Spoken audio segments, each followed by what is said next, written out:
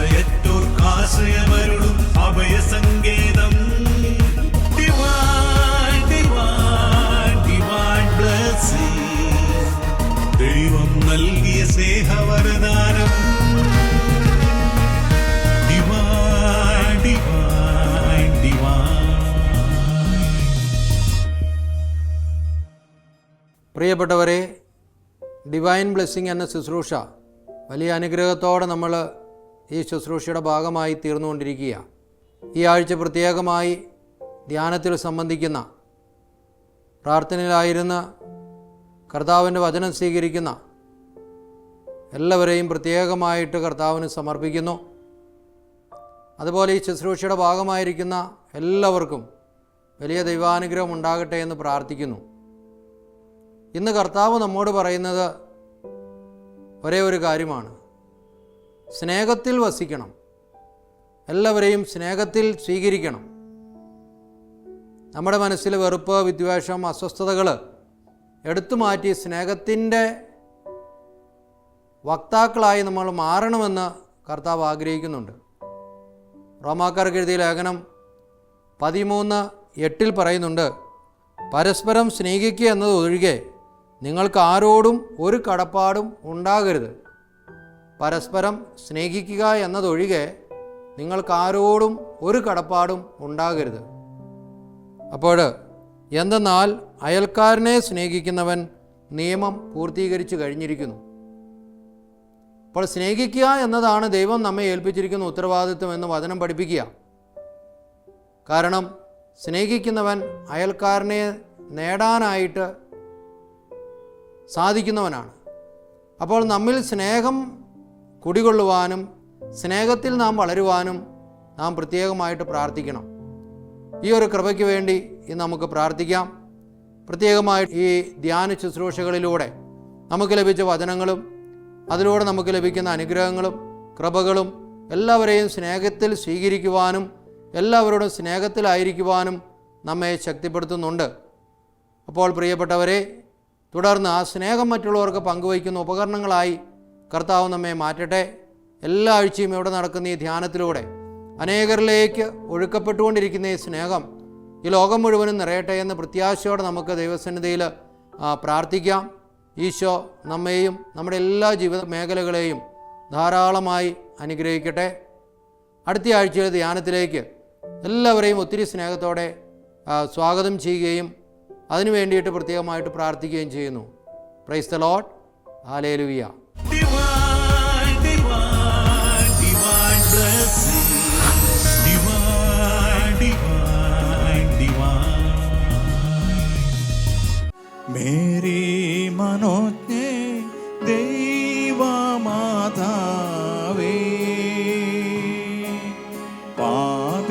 പാപികൾക്കാശ്രയം നീയേ, ഞങ്ങൾക്കഭയം നീയേ.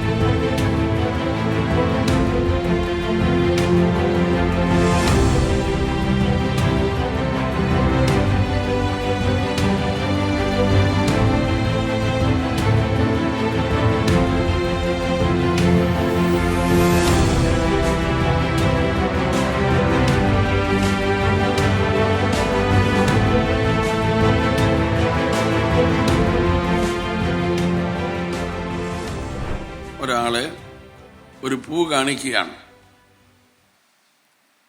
ആ വ്യക്തി കണ്ണുകൊണ്ട് ആ പൂവിലേക്ക് നോക്കുന്നു. കണ്ണുകൊണ്ട് നമ്മളാരും ചിന്തിക്കുന്നില്ല, കണ്ണിന് ക്യാമറയുടെ പണി മാത്രമേ ഉള്ളൂ. അപ്പോൾ കണ്ണ് ആ പൂവിൻ്റെ ഫോട്ടോ എടുത്ത് തലയിൽ കൊടുക്കുന്നു. അപ്പം ആ പൂ കാണുമ്പോൾ ആദ്യം ആ പൂവിൻ്റെ ഫോട്ടോ തലയിൽ വരികയാണ്. ഈ ഭാഗമാണ് വിഷൻ്റെ ഏരിയ. ഹല്ലേലൂയ. അങ്ങനെ ആ പൂവിൻ്റെ ചിത്രം തലച്ചോറിൽ വന്നു. ആ ചിത്രം തലയിൽ വന്നു കഴിഞ്ഞാൽ ഉടനെ തന്നെ നമ്മുടെ മൈൻഡ് ആക്റ്റീവ് ആകും. മൈൻഡ് നമ്മുടെ മെമ്മറിയിൽ തപ്പും. ഈ ചിത്രവുമായി ബന്ധപ്പെട്ട എന്തെങ്കിലും അറിവ് നമ്മുടെ മെമ്മറിയിൽ കിടപ്പുണ്ടോ എന്ന് മൈൻഡ് തിരയുന്നു. അപ്പോൾ മൈൻഡ് പറഞ്ഞു കൊടുക്കുകയാണ്, അത് റോസപ്പൂവാണ്, മനോഹരമായ പൂവാണ്, നല്ല പൂവാണ്, ഇങ്ങനെ കുറേ നല്ല കാര്യങ്ങളായിരിക്കും പൂവിനെക്കുറിച്ച് മൈൻഡ് പറഞ്ഞു കൊടുക്കുന്നത്. അങ്ങനെ ആദ്യം തലയിൽ പൂവിൻ്റെ പിക്ചറാണ് വരുന്നതെങ്കിലും മൈൻഡിൻ്റെ പ്രവർത്തനം വഴി അത് ചിന്തയായി മാറുന്നു. അത് നല്ല പൂവാണ്, റോസപ്പൂവാണ്, അങ്ങനെ ചിന്തയായി മാറുന്നു. ഹല്ലേലൂയ. അപ്പോൾ ആദ്യം പിക്ചർ വരുന്നു. പിക്ചർ മൈൻഡിൻ്റെ പ്രവർത്തനം വഴി തലയിൽ അത് തോട്ടായിട്ട്, ചിന്തയായിട്ട് മാറുന്നു. ഒരു ചിന്ത തലയിൽ വന്നു കഴിഞ്ഞാൽ നമ്മുടെ ന്യൂറോണിൽ ഏതാണ്ട് 50ഓളം കെമിക്കലുണ്ട്. ആ ചിന്തയ്ക്ക് അനുസൃതമായ കെമിക്കല് നമ്മളിലേക്ക് റിലീസ് ചെയ്യപ്പെടുന്നു. ഇപ്പോൾ പൂവിനെക്കുറിച്ചുള്ള കാര്യമായതുകൊണ്ട് ഒരു സന്തോഷമുണ്ടാക്കുന്ന കെമിക്കലാണ് റിലീസ് ചെയ്യപ്പെടുന്നത്. ഹല്ലേലൂയ. അങ്ങനെ ഹാപ്പി കെമിക്കൽ നമ്മുടെ തലയിലേക്ക്, ശരീരത്തിലേക്ക് റിലീസ് ചെയ്യപ്പെടുന്നു. അങ്ങനെ നമ്മുടെ ശരീരത്തിൽ ഒരു രാസമാറ്റം നടക്കുന്നു. അതിന് ഫലമായി പൂ കാണുമ്പോൾ നമുക്ക് ഹാപ്പിനെസ് അനുഭവപ്പെടുന്നു.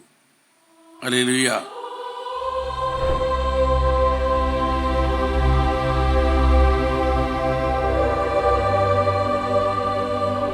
ഹല്ലേലൂയ. ഹല്ലേലൂയ.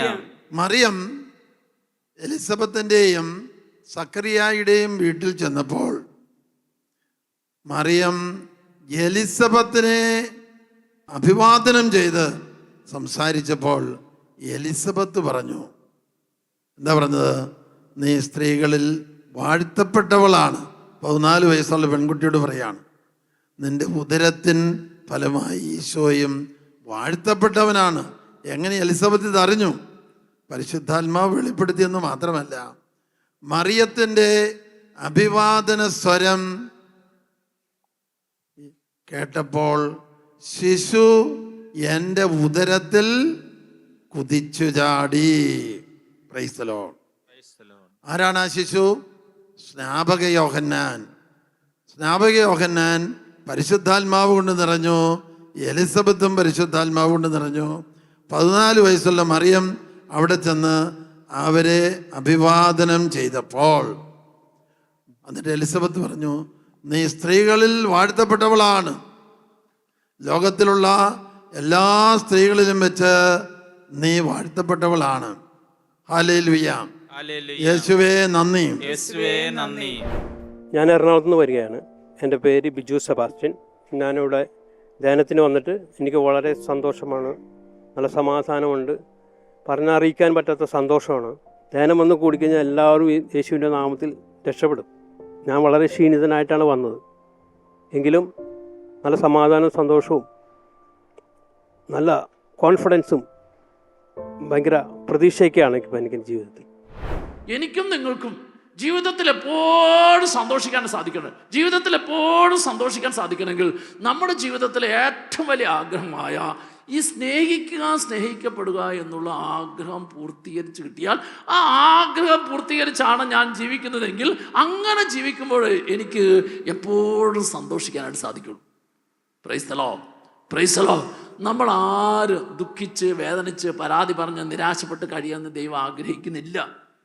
നമ്മളൊക്കെ എപ്പോഴും സന്തോഷിക്കണം, ഈ സന്തോഷത്തിൽ ജീവിക്കണം. ഇതാണ് ദൈവം ആഗ്രഹിക്കുന്നത്.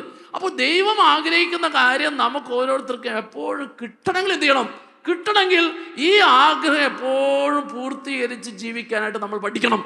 ഈ ആഗ്രഹം എപ്പോഴും പൂർത്തീകരിച്ച് ജീവിക്കാൻ പഠിച്ചാൽ മാത്രമേ നമ്മുടെ ജീവിതത്തിലെ തകർച്ചയിലും നഷ്ടത്തിലും പരാജയത്തിലും രോഗത്തിലും അഭിമാനത്തിലും എല്ലാം ഒരേപോലെ സന്തോഷിക്കാൻ സാധിക്കുള്ളൂ. ഒരേപോലെ സന്തോഷിക്കാനായിട്ട് സാധിക്കണമെങ്കിൽ സ്നേഹിക്കപ്പെടുക എന്നുള്ള മനുഷ്യൻ്റെ ഏറ്റവും വലിയ ആഗ്രഹം അത് നിരന്തരം പൂർത്തീകരിച്ചുകൊണ്ട്, അത് നിരന്തരം സ്വീകരിച്ചുകൊണ്ട്, അത് നിരന്തരം അനുഭവിച്ചുകൊണ്ട് മനുഷ്യൻ ജീവിക്കാനായിട്ട് സാധിക്കണം. Price the Lord, price the Lord. ഇനി ഈ സ്നേഹിക്കപ്പെടുക എന്നുള്ള മനുഷ്യൻ്റെ ഏറ്റവും വലിയ ആഗ്രഹം ആർക്ക് പൂർത്തീകരിക്കാൻ പറ്റും? അതാണ് നമ്മൾ നോക്കേണ്ടത്. ദൈവത്തിൻ്റെ സ്നേഹം കൊണ്ട് എൻ്റെയും നിങ്ങളുടെയും മനസ്സിനെ ദൈവം സൃഷ്ടിച്ചിരിക്കുന്നത് കൊണ്ട് എൻ്റെയും നിങ്ങളുടെയും മനസ്സ് ദൈവത്തിൻ്റെ സ്നേഹം കൊണ്ട് മാത്രമേ നിറയ്ക്കാൻ പറ്റുള്ളൂ.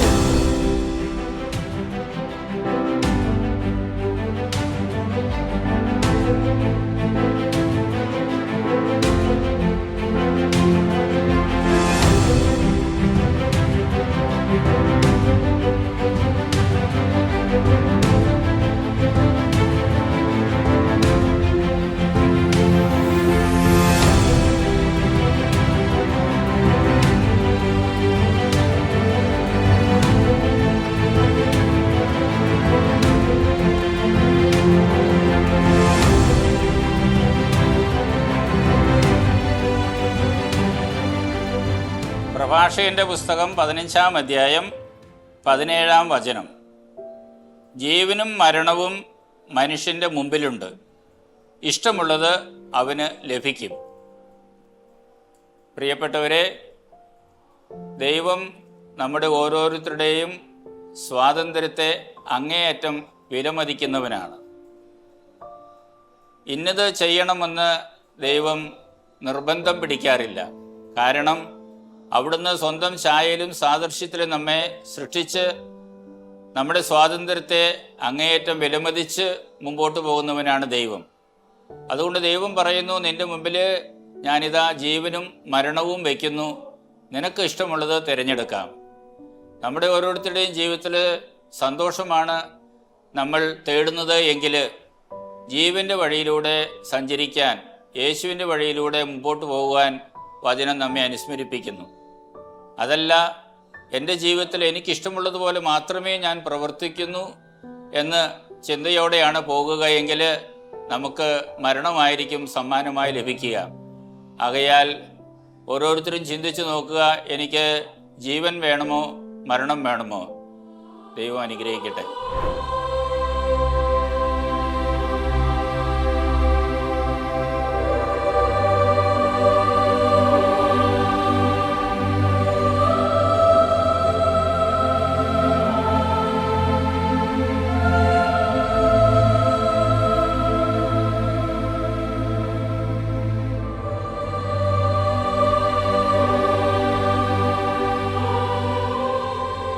എൻ്റെ പേര് മിനി ജോസ്കുട്ടി. ഞാൻ വാഴക്കുളത്തുനിന്ന് വരുന്നു. ഞാനിവിടെ ആദ്യമായിട്ട് ധ്യാനത്തിന് വരുന്നതാണ്. എനിക്ക് ധ്യാനം ഒത്തിരി ഇഷ്ടപ്പെട്ടു. ഞാൻ ഒത്തിരി മാനസിക അസ്വസ്ഥത അനുഭവിച്ച് വന്ന വ്യക്തിയാണ്. ഇപ്പോൾ എനിക്കിവിടെ വന്നപ്പോൾ മനസ്സിന് ഒത്തിരി സന്തോഷവും സുഖവും ഉണ്ട്. ഇനിയും എനിക്ക് വന്ന് ധ്യാനം കൂടാൻ ഒത്തിരി ആഗ്രഹമുണ്ട്. പ്രഭാഷകൻ 16:14. കരുണ കാണിക്കാൻ കർത്താവ് അവസരം കണ്ടെത്തും. പ്രവൃത്തികൾക്കൊത്ത പ്രതിഫലം ഓരോരുത്തർക്കും ലഭിക്കും. കരുണ കാണിക്കാൻ കർത്താവ് അവസരം കണ്ടെത്തുന്നു. പ്രിയപ്പെട്ടവരെ, കർത്താവ് നോക്കിയിരിക്കുന്നത് നമ്മോട് കരുണ കാണിക്കാനാണ്. അതാണ് വചനം പറയുന്നത്. കരുണ കാണിക്കാൻ കർത്താവ് കാത്തിരിക്കുന്നു. ഹല്ലേലൂയ. കരുണ കാണിക്കാൻ കർത്താവ് കാത്തിരിക്കുന്നു. അപ്പോൾ നമുക്ക് വേണ്ടി കാത്തിരിക്കുന്ന ഒരു ദൈവം നമുക്കുണ്ട്. കരുണ കാണിക്കാനാണ് അവൻ കാത്തിരിക്കുന്നത്. Praise the Lord.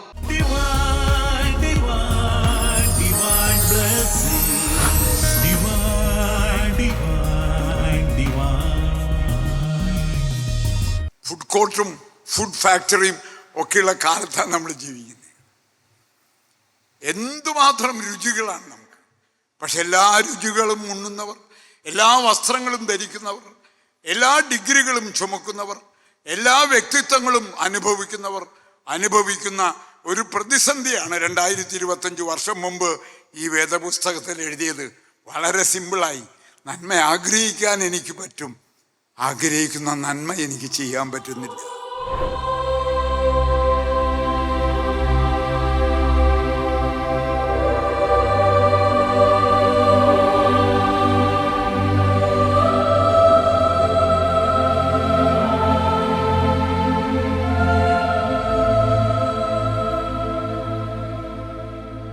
ഞങ്ങൾ കോട്ടയം ജില്ലയിൽ പാതുവായിൽ നിന്ന് വരുന്നു.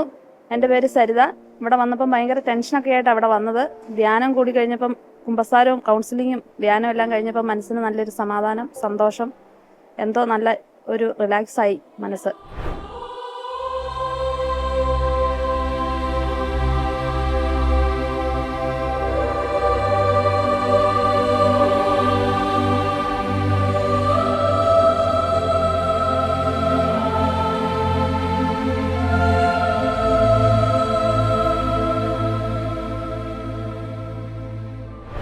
പ്രിയപ്പെട്ടവരെ, ഫിലിപ്പിക്കാർക്ക് എഴുതിയ ലേഖനത്തിൽ 1-ാമത്തെ അധ്യായം 29-ാമത്തെ വചനം ഇപ്രകാരമാണ് ഈശോ നമ്മളെ പഠിപ്പിക്കുക.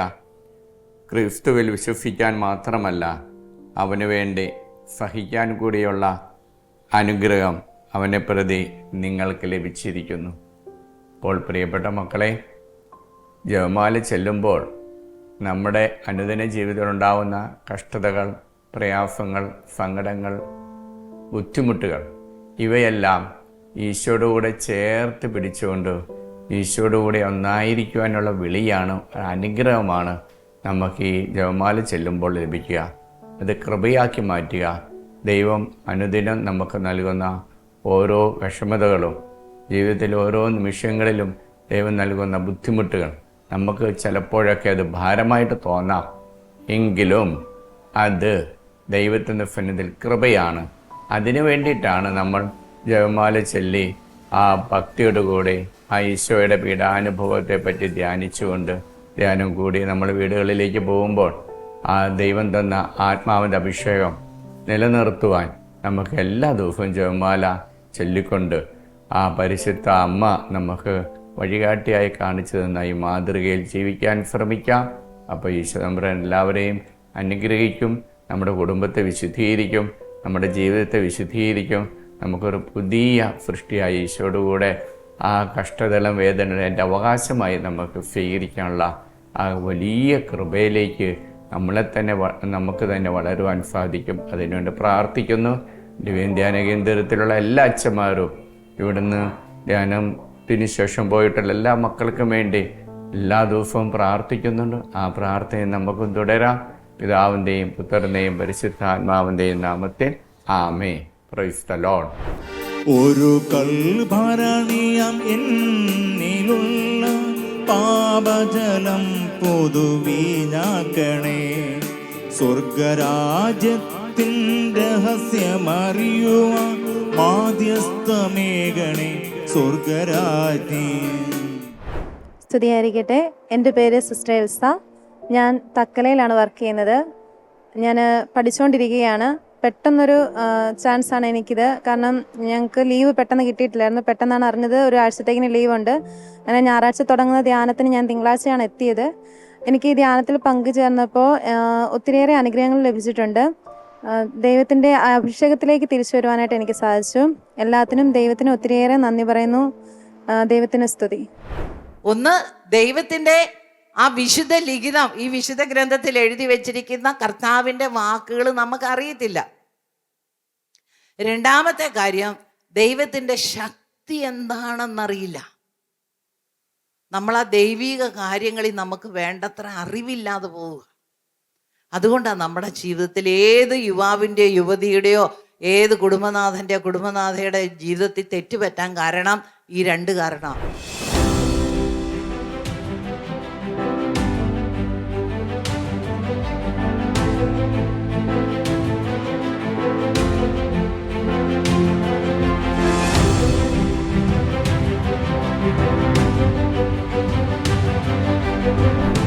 എൻ്റെ പേര് ചാക്കോച്ചൻ. ഞാൻ ഇവിടെ ഡിവൈനിൽ ധ്യാനം നല്ല അനുഭവം എനിക്ക് കൂടി വെച്ചിട്ട് ഞായറാഴ്ച വന്നതാണ്. നല്ല അനുഭവമാണ്. എനിക്ക് ഒത്തിരി നല്ല അനുഭവം ഉണ്ടായിട്ടുണ്ട്. നിങ്ങൾ സത്യം അറിയുകയും സത്യം നിങ്ങളെ സ്വതന്ത്രരാക്കുകയും ചെയ്യും. ശിഷ്യന്മാർ ചോദിക്കുന്നുണ്ട്, എന്താ സത്യം? യേശു പറഞ്ഞു, യോഹന്നാൻ 17:17 വചനമാണ് സത്യം. Price the Lord. ഹല്ലേലൂയ. ഇക്കാരണത്താലാണ് സങ്കീർത്തന പുസ്തകത്തിൻ്റെ 119 സങ്കീർത്തനം 130 വാക്യത്തിൽ എഴുതപ്പെട്ട വചനം ഇങ്ങനെയാണ്: ദൈവമേ, അങ്ങയുടെ വചനത്തിൻ്റെ ചുരുളഴിയുമ്പം പ്രകാശം പരക്കുന്നു, എളിയവർക്ക് അത് അറിവ് പ്രദാനം ചെയ്യുന്നു. എൻ്റെ പേര് ഷാജു. ഞാൻ മൂന്നാറിൽ നിന്ന് വരുന്നു. ആദ്യമായിട്ടാണ് ഇവിടെ ധ്യാനം കൂടാൻ വരുന്നത്. നല്ലൊരു ഉണർവും ശരീരത്തിനൊരു ഉന്മേഷവും മനസ്സിന് തന്നെ ഒരു സുഖവും ഈ ധ്യാനത്തിലൂടെ എനിക്ക് ലഭിച്ചു.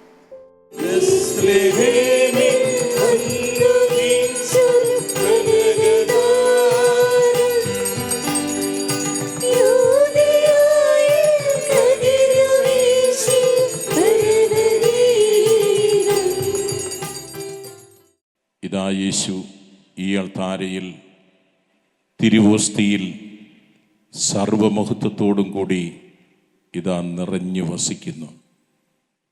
അതേ, സ്വർഗം മുഴുവൻ ഇപ്പോഴിവിടെയുണ്ട്. യേശു ഏത് സ്ഥലത്തേക്ക് വരുന്നോ ആ സ്ഥലം സ്വർഗമാണ്.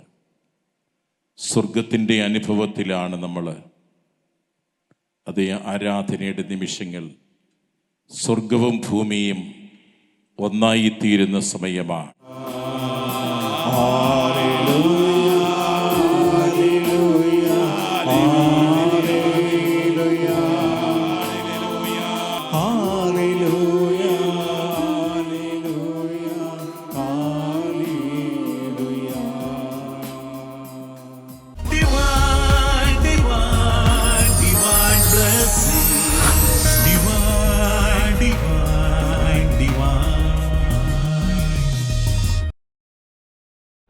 ഈശോയിൽ ഏറ്റവും സ്നേഹം നിറഞ്ഞ സഹോദരി സഹോദരന്മാരെ, ഈ ആഴ്ചയിൽ ദൈവത്തിൻ്റെ തിരുമുമ്പിലായിരുന്ന് കർത്താവിൻ്റെ വചനം കേട്ട് ദൈവത്തിൻ്റെ വചനം നമ്മുടെ വ്യത്യസ്തമായ ജീവിത മേഖലകളെ വിശുദ്ധീകരിക്കുകയും അനുഗ്രഹിക്കുകയും സുഖപ്പെടുത്തുകയും ശക്തിപ്പെടുത്തുകയും ചെയ്തു. ഈ ഒരു ആനന്ദത്തിൻ്റെ അനുഭവത്തിലാണ് നമ്മൾ കർത്താവിൻ്റെ ഭവനത്തിൽ നിന്നും നമ്മുടെ ഭവനങ്ങളിലേക്ക് പോകുന്നത്. കർത്താവിൻ്റെ വചനം പ്രത്യേകമായിട്ട് നമ്മളെ ഓർപ്പെടുന്നൊരു കാര്യമാണ്.